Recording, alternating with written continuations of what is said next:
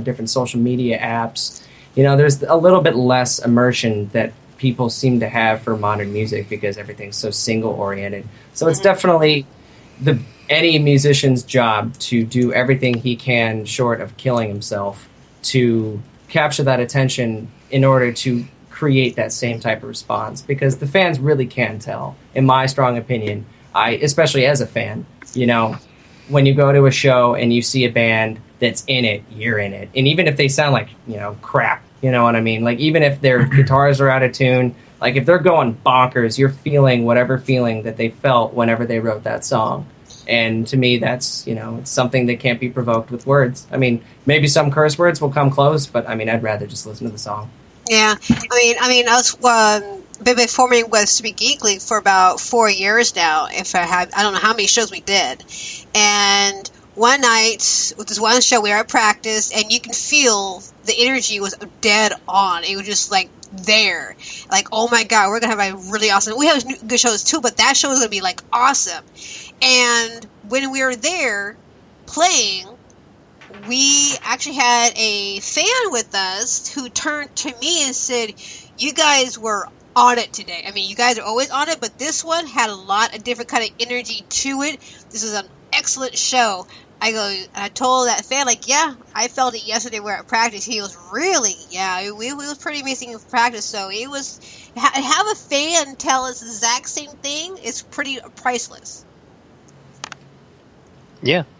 It's always a good feeling when you get done and you put on a great show and you're just feeling it, and then just any number of one fan or who knows how many just comes up and says, "Hey, that was awesome."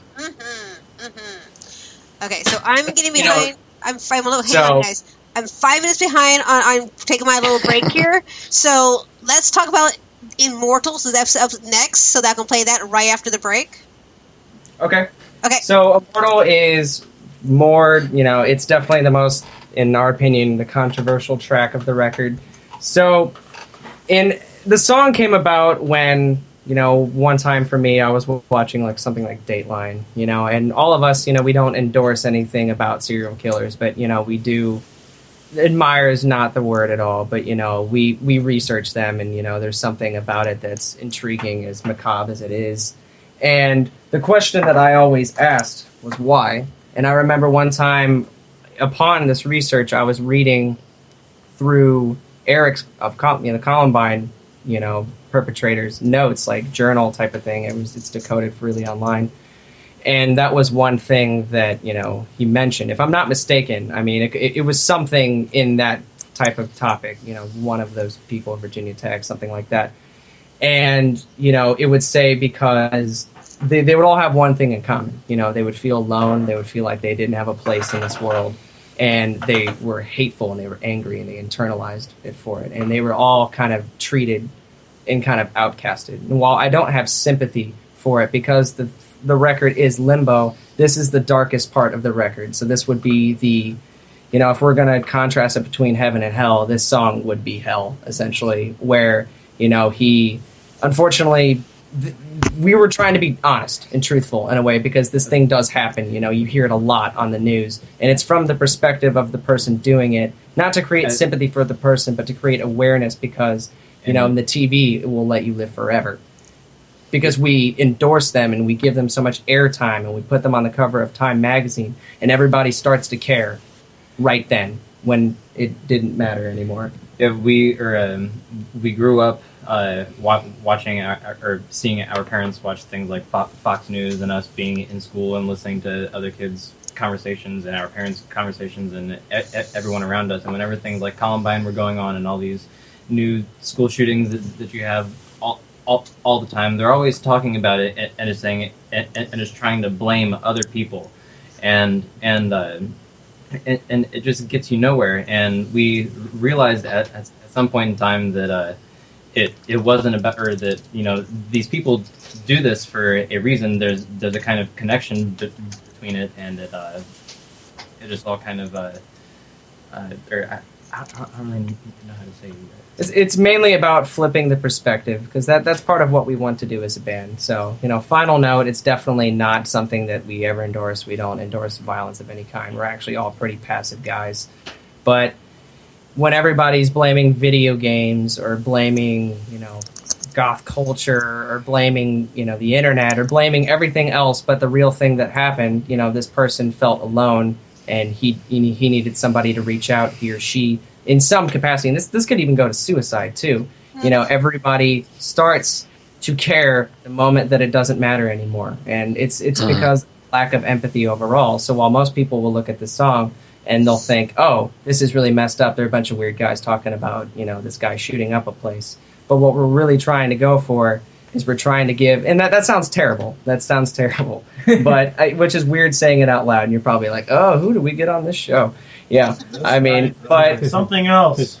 Something else. He's kind of a weird guy. Yeah, no. Just listen to the song and develop your own perspective. That is what we are about as a band. We're going to write this music and we're going to interpret it a different way. But the great thing about music and art itself is it's open for interpretation. So whatever you get out of this is true. Awesome. All right. So I'm going to take a small little tiny little break, play my top of the hour thingamajigger, and I'll be right back with Immortals and Antarctica. Don't go away. Play. Woohoo! Let's Talk About the Music is starting. What is Let's Talk About the Music, and why are you so excited about it? It's a podcast with controversial talk and a global mix of music. Oh, cool. How and where can I listen? Just go to letstalkaboutthemusic.com and click follow to be sure to get all the info about the bands that are playing and see their music videos. Then click on Spreaker or iTunes to listen live and even chat with other listeners and the host herself. What day and time is Let's Talk About the Music on? Every Wednesday night from 8 p.m. to midnight Pacific Standard Time. I think I'll tune in. Thanks for the info. Listen in May 18th to Let's Talk About the Music, when the podcast will be all blues all night with special guest blues musician Johnny Searfoss. It's all happening from 8 to midnight right here on Let's Talk About the Music, babies. Okay, so this is Arkangela, Immortals. I apologize. I'm still getting over my cold, so everything I've been saying is just like having a hard time. Anyway, here they are. Arkangela, Immortals. Let's talk about the music. The assault weapon is developed for military purposes to kill in close combat. And it doesn't belong in the streets of our cities. And it doesn't belong where it can be picked up easily by a grievance killer who can walk into a workplace, a mall, a theater, and now an elementary school. Yeah, well, remember now.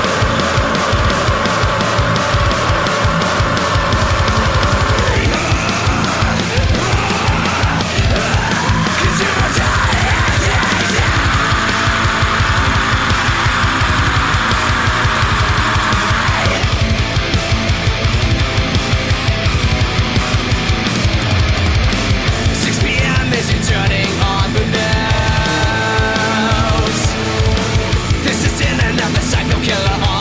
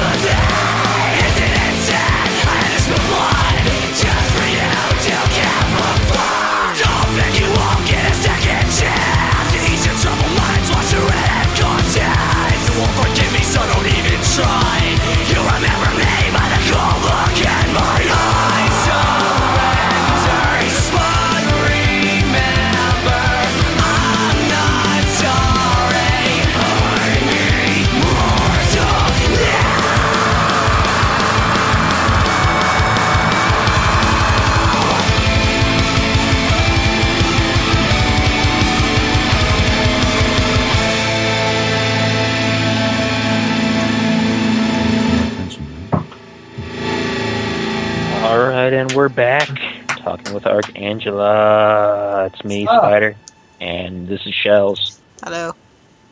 And it's Let's Talk About the Music. And once again, Arkangela, who are you guys? Tell us one more time. What's up? What's going on? What's going on? Yeah. So just reintroduce. Yep. I play guitar and I sing in the band. I am Jeff, and I play the drums. I'm Roman, and I play bass guitar. I'm Lewis, and I play lead guitar. And Stacy, who plays keyboards, is right here. Hi, I'm Stacy. I play keyboards and I sing in the band. And he was Twice for just emphasis. and he was just running outside. Randy's sorry. back. Well, welcome back, and welcome everybody who's just tuning in, too. We are up to 133 listeners. We are Yes. definitely on a new record. Cool. Thanks for You guys are popular. Wow. And letting you guys know that we are now having 70 people following the show. We need 30 more people for following the show, and we can get the show on iHeartRadio. Can we make it happen on this show? Please do. Because iHeartRadio, do you? Yes. Dun, dun, dun, Okay, dun, so I have a question. It was a question, my very first topic from episode 1. And the question was, do you believe being in a band is addictive? Oh, most certainly. Yeah, it is the thing that I look forward to the most every week, and if we don't play for whatever reason, get really irritable and like kind of sad, and It's kind of like a come down, really. It's also relief. it makes it easier talking to girls too. Just saying your band, and like that's really the whole reason why I got into this. Yeah, Like I'm not Lewis- even gonna lie, like that's pretty much it. That's why Lewis is here. Yeah, man. Like it's a great counterbalance. See, like we're all like smushy about it and shit. Unless it's like 20-year-olds